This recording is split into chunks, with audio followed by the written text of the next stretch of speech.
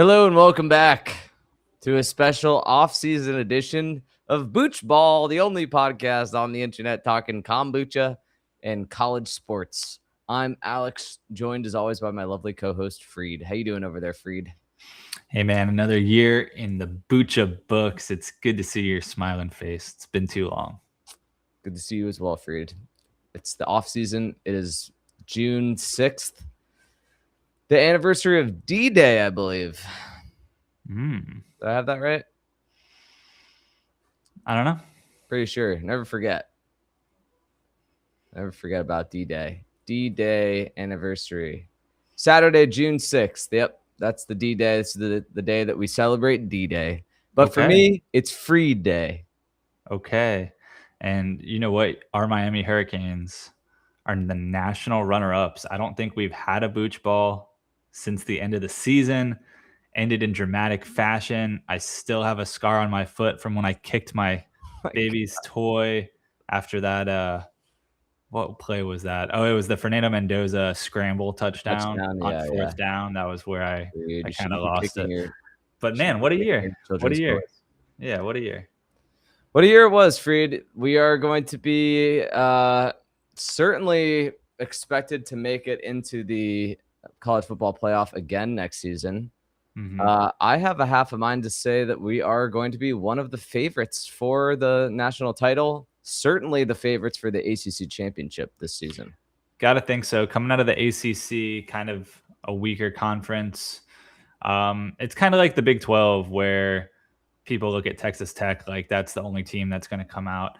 And look at me with my 2 degrees from our 2 big fish in the little ponds. But in the ACC, who else is it going to be? Maybe Miami doesn't win the ACC yet again, but you got to still think going to find a way into the playoffs with this pillowy soft schedule that they got us playing in 2026. That's what I'm thinking. It's a pillowy soft schedule that includes playing at Clemson, includes Florida State, and includes at Notre Dame. But Clemson ain't Clemson anymore. Florida State is a joke, and Notre Dame's actually like a 6-point favorite or something. 4 points, 6 points, something like that over Miami right now. I don't know why, but they are. Notre Dame is. I think just being at home and I don't know, revenge game. Who knows? A lot of new pieces. But that's a game you can lose. Feels pretty good about CJ Carr as their quarterback. They do, but they lost, both of their top running backs. And if Miami loses that game in South Bend, as long as it's a competitive game, it doesn't really hurt the resume, and you go out and win the ACC either way, and you're pretty much set. So once again, can Miami get the monkey off their back and win the ACC? Why not? Why not, Freed? Freed, all this football talk, matchups and everything like that. It's June, baby. It's June. It's 90 degrees over here in Brooklyn, New York. I really need to clean my apartment. I'm noticing I left my yoga mat on the ground. I left my bag with my wardrobe is open behind you. I need to get rid of that wardrobe. I'd actually like to put a piano back there. I've been talking about that for months. Yeah, you should leave that open too. Yeah, piano's always open for business, baby. So Freed, we have a special off-season episode today. Before we get into what we're thinking, it wouldn't be a Booch Ball without a Booch, Freed. And on today's episode, we're going to tell you what we're drinking. Which is the Health Aid Mango Lemonade, which I don't think we have had on the show far as I can remember. Little summery Booch, a mango lemonade. Yeah. Incidentally, I've had quite the fermented day already. I had yogurt for breakfast, had a little kimchi snack. I have this jar of kimchi that I like to get from the grocery store. And every time I just pull it out of the fridge and take a fork and take a bite out of it. And wherever Kayla is in the house, she smells it. And it's like, that's disgusting. Put it away. But it's delicious. So for you, Freed. So he's a fermented Freed. Yeah, we strive on. So yeah, we got this Health Aid Mango Lemonade. Let's see what we got. Yeah, let's pop this sucker open. I'm actually gonna get a glass real quick. I'll be right back. I'm raw dogging this thing straight out the bottle. Ooh. It does smell like mango lemonade. I don't notice any sort of funk. I don't notice any sort of funk. I don't notice anything. It just mango lemonade. Delicious smell. It's a little sniff dust there. I can certainly smell some vinegar. This will be like the first thing I've eaten today, besides like a piece of a granola bar and some So coffee. You could be hungry for Booch. I think I'm immune to the vinegar smell in kombucha. I don't even notice it anymore. Oh, way too close. Did you just drown? Are you trying to like waterboard yourself? Snorted a little bit of Booch up into my schnoz. All right. Freed, I'm gonna be honest with you. The mango stuff, especially Health Aid. I'm feeling a little. This has been sitting in my fridge for months, and haven't ever like wanted to try it. I have a feeling I'm gonna be disappointed by this one. So that's where I'm going in.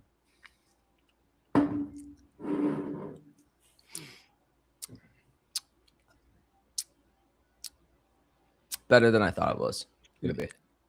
I like it. Very sour. You do get a little bit of that mango forward. I don't think it's that sour. Do you? Are you getting that?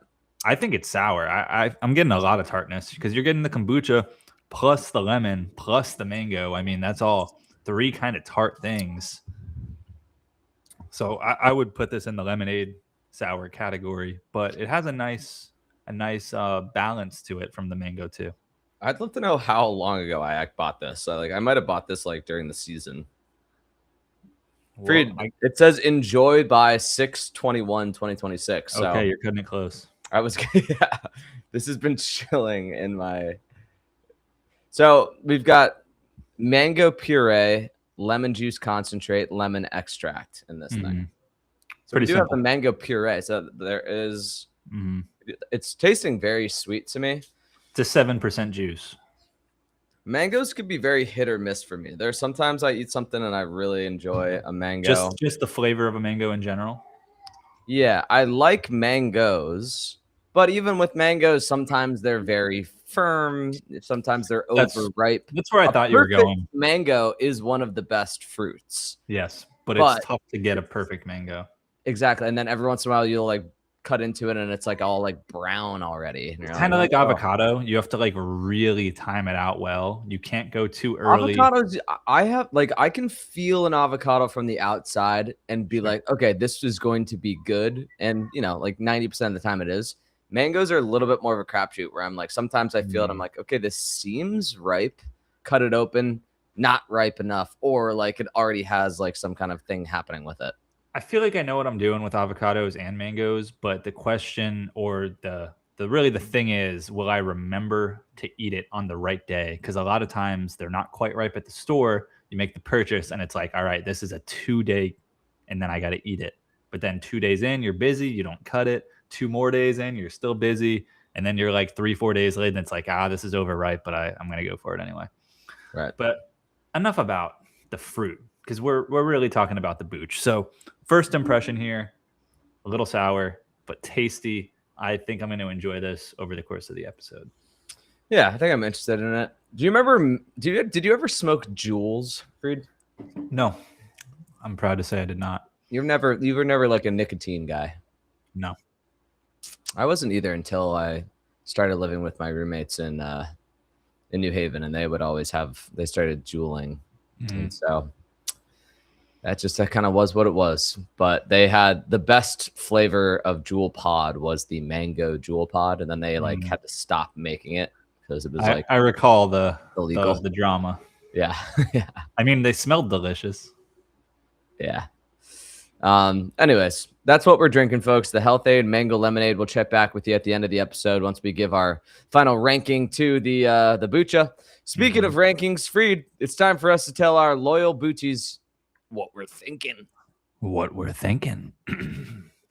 What are we thinking today, Freed? The dog days of summer. It's a time to sit back and remember. We're remembering D-Day, and we are remembering some of the greats of our beloved Canes football program. We interpret in this in the modern era since we started college 2011 onward. So that's 16 glorious years of Canes football to choose from. We both made our top 10 lists of the top 10 Canes from the last 16 years. Now, we did this with the Canes basketball team years ago. That was one of our early offseason episodes. I remember when we did our top 10 Canes basketball list, I think it was after Isaiah Wong's sophomore year, and he only had like one kind of really good season at that point. But I put him in my top 10, and I think he was number 8 or 9 for me. But by the time he finished his 4 years at Miami, he probably would have ended up being number 1. It would be something to revisit. Isaiah Wong, number 1? Since 2011? Canes? That is a bold thing, I would say. Check the stats, baby. Freed, sometimes it's not about stats. Sometimes it's about how they make it. It's not all about stats. That's right. This is open to interpretation. So let's start there. How did you interpret the rules of this contest where you picked your top 10 Canes? What were you thinking about? Okay, my top 10 Miami Hurricanes, I definitely felt like I had to skew towards recent success because there was nothing top 10 about the Miami Hurricanes from about 2011 to 2020, basically. There was nothing like that will be remembered as a dark time in Miami Hurricanes history. So that was reflected in my top 10. It's going to be skewed towards a modern list. There's going to be a weight given towards more time with the program. So like the longer you were a Miami Hurricane, especially if you were like with Miami kind of all the way through, that gives a bonus to your grade, but it's not the end of the story. There's some players' greatness supersede the length of time that they were with the program. Okay, I'm with you on those. I agree with the big picture concept. I don't think I penalized the earlier years quite as much due to their lack of success, maybe as you did. I guess we'll see. But my big thing was kind of legacy and the embodiment of what I feel like the Miami Hurricanes football program should be like. If I felt like a player encapsulated that, then I wanted them in my list. And when I see these dudes in the NFL, or even if they're not in the NFL, when I look back at highlights from a player in their time period, if I'm just thinking, man, that dude was a Cane, you know what I mean? That was my real priority when searching through the archives. I wanted dudes who were just Canes to be on my list. So let's get it going. Let's go from number 10. So how are we going to do this? Are we going to go trading off picks? Yeah, let's go trading off from 10 to 1, and we can pause for commentary if something is way off, or if just as you see fit. So why don't you start us off? Who is your number 10 player? All right, Freed. At number 10, I'm actually, give me 1 second. I'm pulling up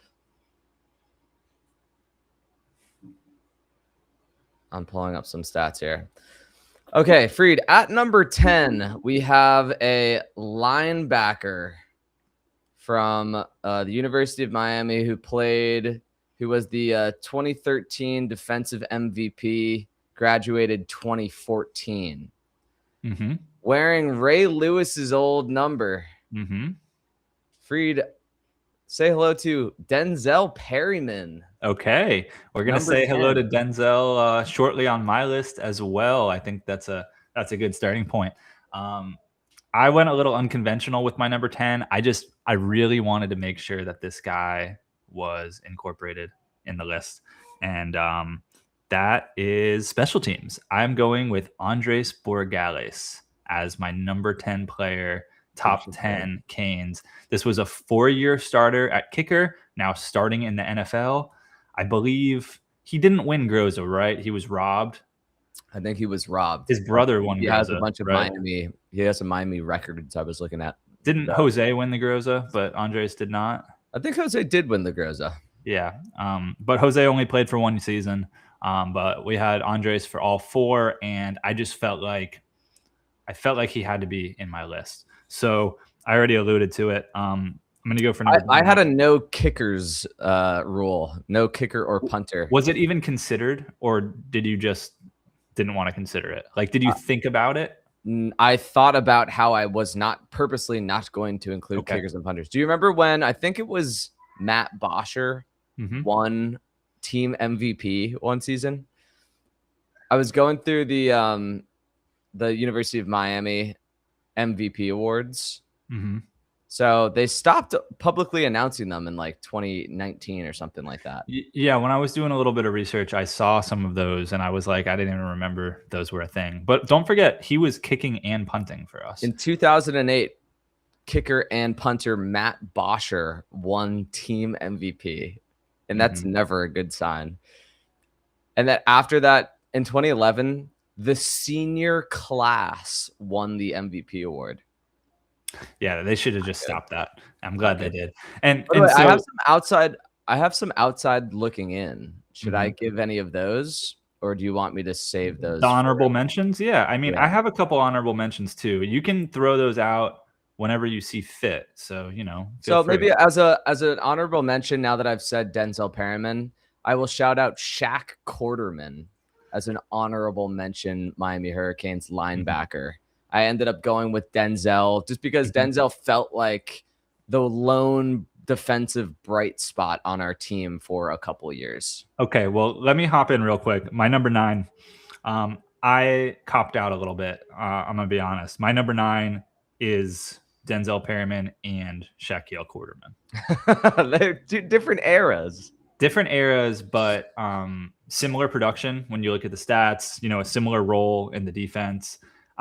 I felt like Denzel, I agree with you. Denzel was probably just like a nose ahead, but Shaq was a 4-year starter.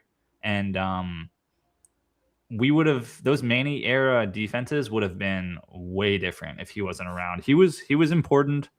I don't know if he's still in the league or not, but I mean, obviously both really good players. And I think they were both key for their time period. So I wanted to get both of them in there. And then we were thinking a lot. We had a similar thought process. Definitely. And since we were talking about punters, I want to give a shout out, honorable mention to Lou Headley, because although the team MVP was not publicly announced, he had at least one season, if not 2, that he probably also would have won the team MVP. He was our best player in like, what was that, 2022 or something when we sucked. Right. Lou Headley was a lone bright spot. Never a good sign. Freed coming in at number 9 on my list. We are going to give it to somebody that just had to see the list somehow in the way that I'm doing it. Number 9, Malachi Toney. Had to give it to him as a top 10 Miami Hurricane. He's on the cover of the upcoming college football 2027. Love it. I don't have a system. I don't have a system, but if they still sell discs, because I know it's all online now, if they still sell discs, I will purchase the disc, never take it out of the plastic, and just put it up top somewhere. Game 8 ain't based on sympathy. Malachi Toney, I have a feeling he'll probably show up somewhere on your list as well. But, best freshman season we've probably ever seen, certainly in the modern Miami Hurricanes era. And a guy who should only see himself rise up on the list with another season under his belt. Usually, we should have him. We're going to have him about 2 more years. We got 2 more years of arguably the best player in college football. So this is a blessing that we need to make sure that we appreciate. That's right. There's no reason that we should not have him for 2 years and for only 2 more years. And then a future first-round pick if all goes to plan. And you're absolutely right. I actually had him next on my list at number 8. So we are pretty much in lockstep here so far, other than me trying to squeeze a kicker into the list. I agree with everything you said there. I think the only reason he's not higher at this point is just because it was one season, right? I think if he had if we did this in 2 years, I don't really see a world where he's not in the top 3. Oh, But sure. just one season, he needed to be on the list because it was a crazy, crazy, amazing season. So happy we have him. I remember early last season when we were doing our season preview, we talked about him a little bit. There was some hype around him, and we were like, yeah, dude, people are saying he's really good. He's probably going to play. We don't really have a great slot to coming back. Like, it's him or who is the dude we picked up from Cincinnati, Tony Johnson. We were like, it's going to be Malachi Tony and Tony Johnson. And Malachi Tony became one of the best 5 players in the country. Like you said, he's on the cover. So nothing else really needs to be said there. Who do you have at number 8?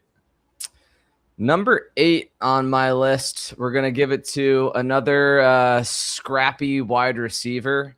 Shout out to Xavier Restrepo for having a true Miami Cane career.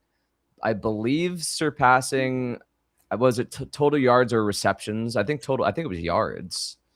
I think he passed I know he passed like Santana Moss or whatever. It may have been both. I think he got both because X had 5 years. He had the COVID year, so he was a contributor for 5 seasons. Yeah, and I would love to see.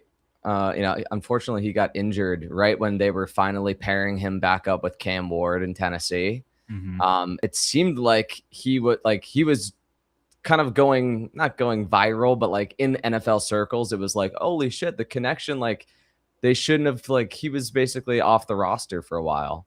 And he's just a guy that was underestimated his entire life.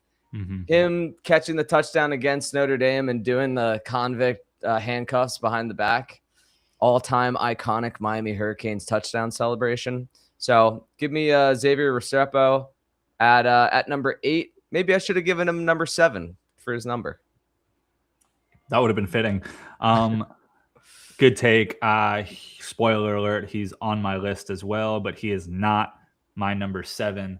We're going to stay in the same vein, though. A lot of the reason why X is so high on this list is because of my number 7, Cam Ward. And I think he's going to pop up on your list too. You probably went higher, but I just couldn't do it because, similar to Malachi Tony, only 1 year in Miami, but man, did he make the most of it. And first overall pick, we're going to look at him for the next 10 to 12 years, maybe more, hopefully, in the NFL and think like, that dude's a cane. He came in, he's not from Florida, he grew up in Texas, went D2 at Incarnate Word, or the reincarnated birds, as our friend Agidani T called him that one time. Then Washington State. This isn't a Miami guy, right? But he comes to Miami and he's a Miami guy now. That's a cane. Cam Ward, number 7 for me.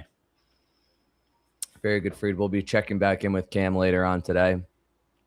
Next up on my list, let me pull it up here. Sorry. Sliding in at number 7, we've got our first running back of the list, and somebody that we may see coming up on your list. We'll see. I got a very grainy image that I'll be sharing here.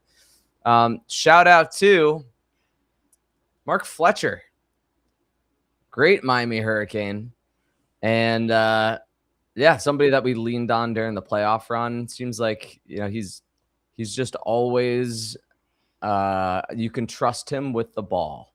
Mm-hmm. And him breaking out, he had like some 60-yard run when it was still 3-3 in the Texas A&M game that set up the Malachi Tony touchdown.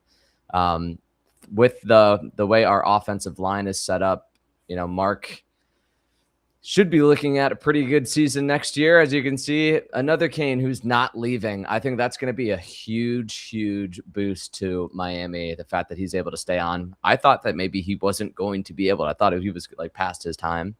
But Mark Fletcher, certainly a top 10 Cane in recent history. No doubt. Yeah, he's on my list as well. He's a little higher. I'll leave it at that for now, and we'll circle back to him. I think that's a great pick. Are arguably low on your list. I do have him a little higher. Number 6 for me. I did another little cop out thing here. And I think, by the way, the reason I think I have him lower on my list is that, like, great player, like impact player. I think we've had such a loaded running back room that, like, that's a fair point. We haven't, like, without him, like, everything, like the whole game plan, like, falls apart. He's kind of almost like underappreciated in a way. Like, he just, like, he's always been brings one in the stable, right? He's never he was kind of the feature back last year, but he wasn't needed. He wasn't relied upon as a feature back, at least until the playoffs. In the playoffs, he really did carry that load. Yeah. But looking forward to this year, you know, he doesn't need to carry the load until maybe the playoff time, because they do have such a stable around him. So that's a fair point. Very fair point. Don't hang me here. I copped out again. I have 2 players, which very similar to my 9 spot where I had Perryman and Quarterman. I kind of couldn't separate those guys, although I kind of did. Number 6 is Cameron Kinchins, and I could not feel good about putting Cam Kinchins on my list without putting Jaquan Johnson right beside him. So for sure. Jaquan was maybe not as physically talented, but when I looked at the stats, Jaquan didn't have the interceptions the way Cam did, but Jaquan had a ton of tackles, and he was really kind of the defensive MVP. Lost me for a second. MVP. Yeah, Jaquan was kind of the defensive MVP on a lot of really good Miami defenses. But Cam Kinchins, what he did, you know, just coming in, ball hawking, All-American, 3 seasons, and now he's in the NFL, and just another dude who just a cane. There he is. Our first overlap, Freed. Cam Kinchins, number 6 on my list as well. Well said. Okay. Well, I'll keep rolling. My number 5, we don't have to spend too much time on. You already touched on him, is Xavier Restrepo. I almost did it again here. I almost threw in one more. But this is an opportunity for an honorable mention. I could not squeeze him into the top 10. Looking back, when I first started looking at the stats, I was like, okay, Xavier Restrepo and Braxton Berrios, they had probably pretty similar careers. They did not. X had, his stats are almost twice as many in every category than Braxton. But we do have to shout out Braxton, because we have to. I don't have him on my list, but that is honorable mention. And you know, sure, he wasn't the best player. If I was doing what you did and doing a double feature at every pick, I would have done. I don't have any more. Okay, that was it. I only did it 3 times. But Braxton, you know, he wasn't the best receiver. Wait, that's my bad. Actually, Braxton was the one who hit the Notre Dame celebration. That's right. That's Braxton with the hands behind the back. Yep, that was. I got my white receivers mixed up. That's on me. Well, Xavier is Hispanic, okay? He could be white and Hispanic. But Braxton, he carved out that role in the NFL. I don't know if he's still hanging around or not, but he had a few years where he was like returning kicks for the Jets. And he's been one of the better Miami pro players. Like, and he was just a cane off the field, kind of like how hard, you know, he was out on South Beach the night before games, partying hard, living that Miami lifestyle. Like that's a Miami dating player. Instagram influencers. Kane. Yeah, for sure. Well said. Freed, I'm curious to hear if this player shows up on your list, but when you were at the University of Miami, 2011 to 2015, it was all about Duke Johnson. Duke Johnson cracks the top 5 of my list. Duke was a running back in which our entire offense did revolve around him. And he was, you know, the lone offensive bright spot during some dark years, and just an electric player, kick returns, out of the backfield, wide receiver. One of these, like, he was kind of like a Devin Hester player if Devin Hester was also a sick running back. Mm-hmm.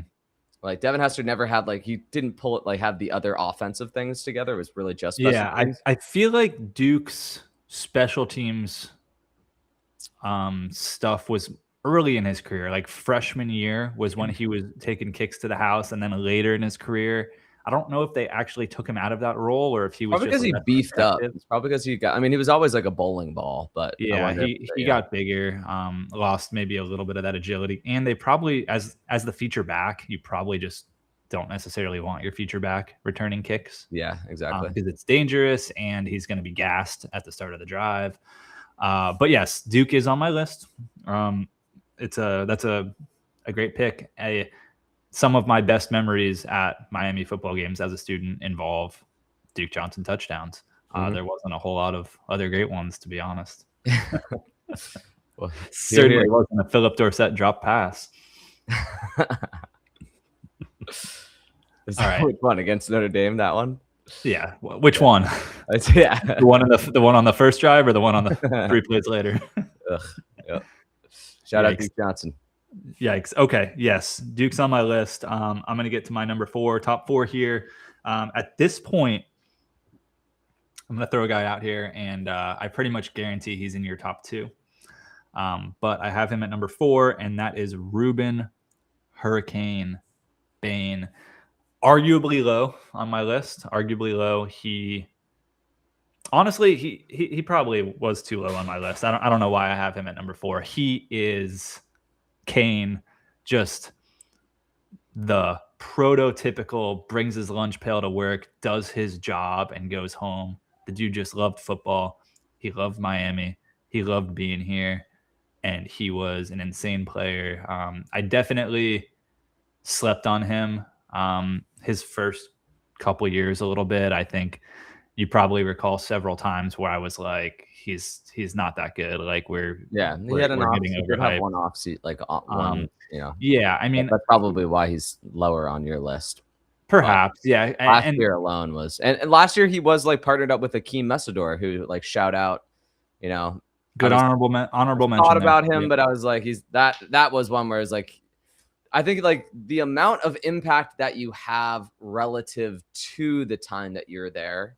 There is it is grading on a curve, but yeah, Akeem Messidor, there was somebody equally as, and maybe slightly more impactful on Reuben Bain. What's interesting though, Messidor was actually here longer than Bain. We had Messidor for 4 seasons, I think, and we only had Bain for 3, and he was hurt for half of 1. So I think you're right. That's why he was a little lower. I was looking at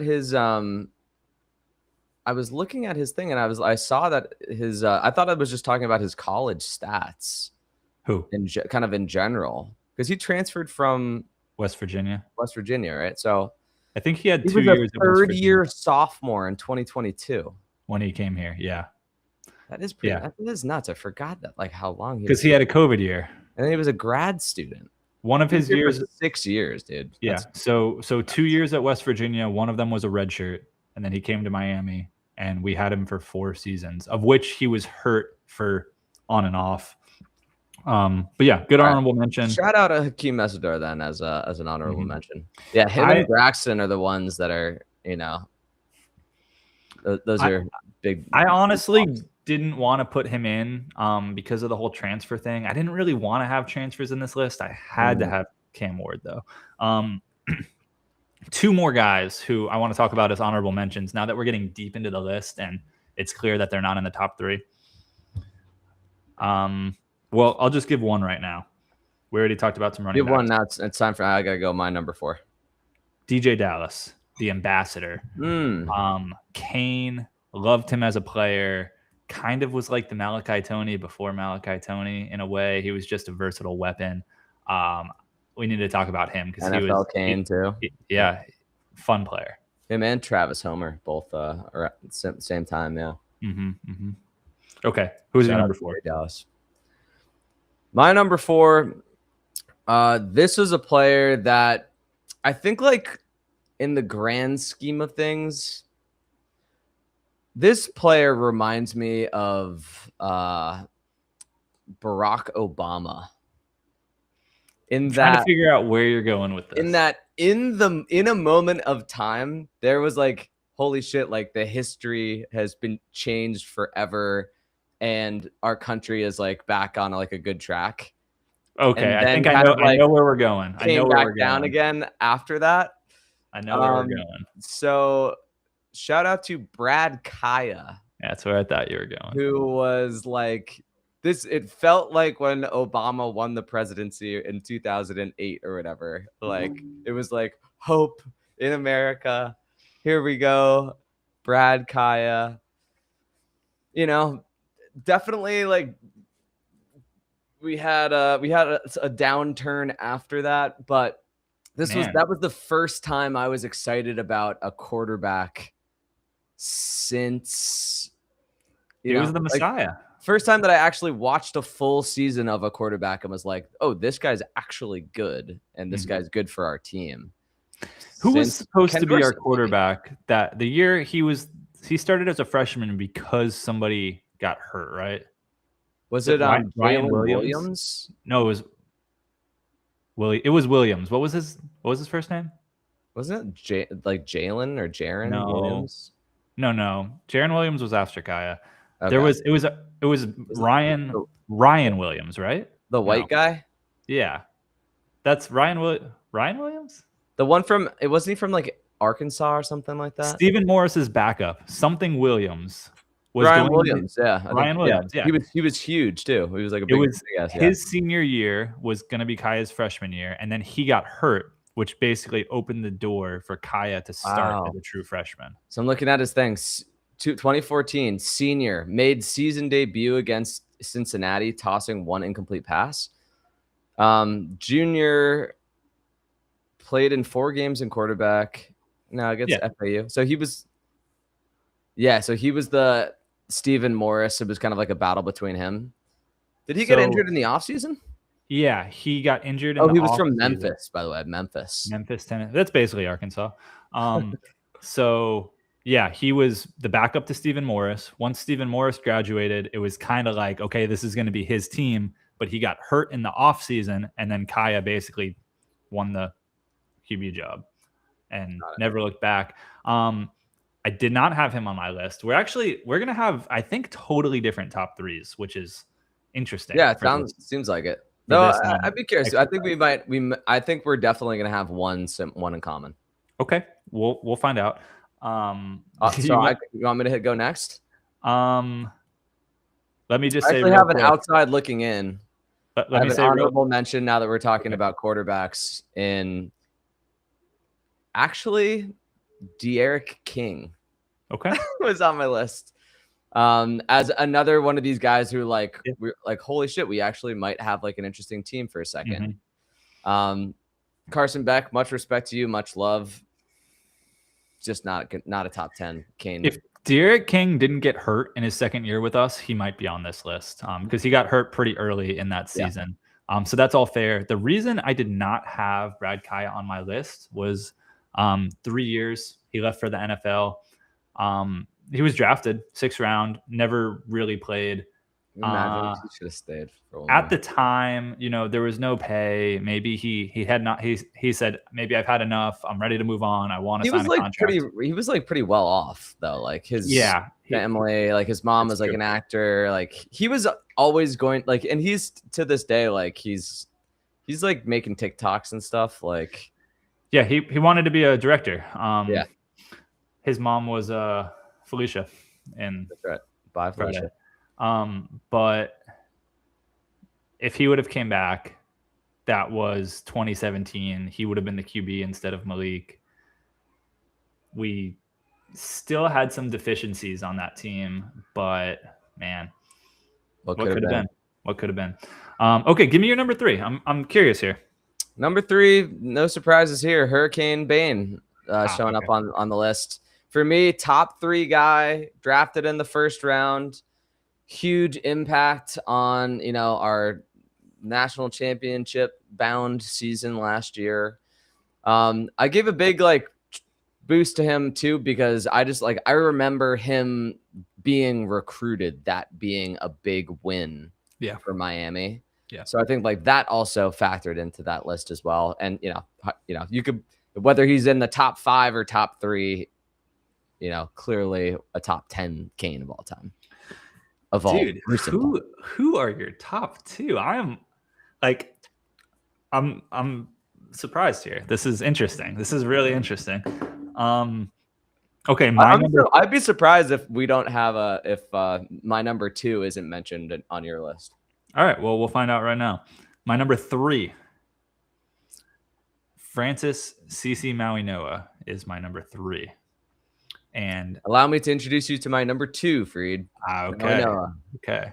I was starting to think that he wasn't going to pop up in yours because I don't know. I just didn't think you'd have him this high after some of your criteria and whatnot. But man, well, talking about the reason I had him this high is because of the recruitment of him.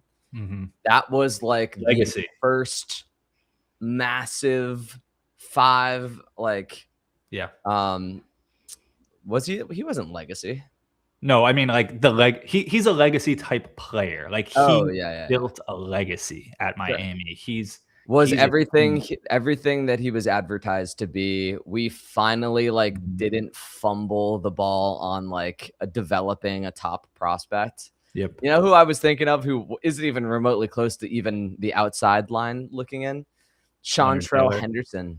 Oh, Leonard Taylor, Seantrell, James Williams. I mean, these are top 5 recruits that.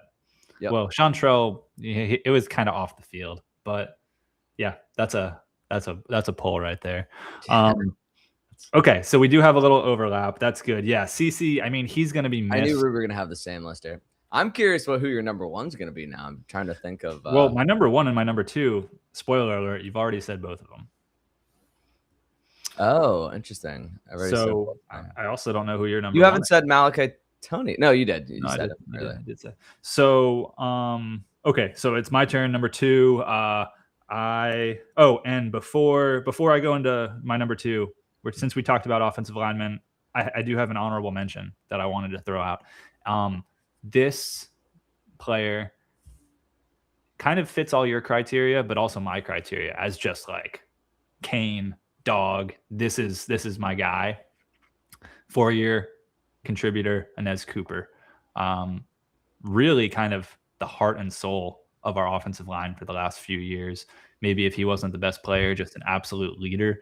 I don't know what his NFL career is going to look like, but I think he's going to hang around and he's going to rep the U hard. Hell yeah. All right. Respect. Shout out outside looking in. Number 2, I have Duke Johnson. I think that this guy was the Kane of his era. Absolutely, when you look 2010s, far and away really the best player of the 2010s, the most Kane guy that there was in a lowly era. Love it. Shout out Duke Johnson. So I was thinking maybe that was going to be your number 1, but now you're saying it's already somebody I've had on my list. Yeah. Is your number 1 on my list? Yeah. We've talked about him already. Okay. Yeah. Okay. So are we both at our number 1s now? We're both at our number 1s. All right. Before we do that, let me just shout out 2 more honorable mentions on the defensive side. Shout out Greg Rousseau. Mm-hmm. Shout out Jalen Phillips. Yeah, so I considered Rousseau, but he really only played 1 season. Uh-huh. It's crazy, and Phillips too. And he was a transfer, so great players. If this was like the top 10 best football playing Canes on the list, they're in there, but they don't have the longevity of the other folks. But Freed, great honorables. Freed, you're gonna be disappointed in my number 1. Is it Andres Borregales? Because I just had to do it. Okay. Nothing happens without Cam Ward. Everything that is going to happen with this program moving forward stems from Cam Ward coming on on board. Mm-hmm. This was the signature Mario Cristobal Cruton pickup in the transfer portal that created the whole aura of what Miami is right now. And if there was anybody that settled it, like there's a reason why Carson Beck isn't on the list, and he technically brought us further. Cam Ward on our team this last season, there's no comparison. Clearly, far and away, the best Miami Hurricane of the last 16 years. I can understand the hesitation and the maybe eye rolling of, well, not really a true team. Alex, 12 and a half games. That's my only rebuttal. 12 and a half games. I actually forgot he wasn't on your list yet. I thought you were. I was like, are you going Cam Kinchins here? I'm confused. That's kind of criminal. Cam Kinchins at number 6 on my list. We had the same. We had him. Oh, that's right. That's right. Okay, I was about to say criminal if he wasn't in your top 10. Okay, Cam Ward number 1. Listen, I don't hate it. We have different criteria. I couldn't get him that high, but obviously, so much love for Cam Ward. My number 1. Who do you think my number 1 is? Do you remember my list at this point? I'm trying to think of. I thought we've matched up pretty significantly. So we've already done Duke. We've done Cam. Oh, Mark Fletcher. Mark Fletcher is my number 1 on the list. This was all right. I like that. Yeah, it's an interesting pick, I think, but I think it kind of you're going heavy with the Kane part. The Kane part, dude. Just the what he means to this team, what his family means to this team. Like this dude just bleeding orange and green, coming back for year 4. That means a lot to me on this list. And I looked at the stats. I don't think people realize how high up in the record books he already is and how high he's going to be at the end of the season. And maybe it's a little premature to start factoring in where he's going to be next year because it's right now. But do you realize that Mark Fletcher is 8 touchdowns from scrimmage away from being Miami's all-time touchdown scored leader? What he ranks where? He only needs 8 more touchdowns from scrimmage, either receiving and or running, to be Miami's all-time touchdown scored leader. Wow. That's going to happen. Oh, yeah. That's going to happen. He could also become Miami's all-time leading rusher with 1,200 yards this year. I don't think that one's necessarily going to happen just because, like we talked about, he doesn't have to be the bell cow during the season. But if we have another 15, 16 game season, Mark Fletcher could become Miami's all-time leading rusher in yards from in yards rushed for and rushing touchdowns and just all-purpose touchdowns. It's really the stats aspect of it isn't that far off. And then when you think about what he means to the program and what he's meant to the program during our best year in the past 25 years, he just had to be number 1 for me. And I just want to also take this time to apologize because I was a bit of a Mark Fletcher hater his first season or 2. I was consistently saying that he was too big and slow. He was too slow to be a factor, and he got a lot faster last season. And he started doing things he wasn't doing his first couple of years. And man, I'm just so thankful we had him last year because he won those playoff games for us, and that's pretty much it. Salute. All right, Freed, we've made it through both of our top 10 Canes list. Text us, tweet us, whatever, your thoughts, Instagram us. But Freed, before we close out today, we've given all of our Cane ranking. It's now time for our final Booch rating.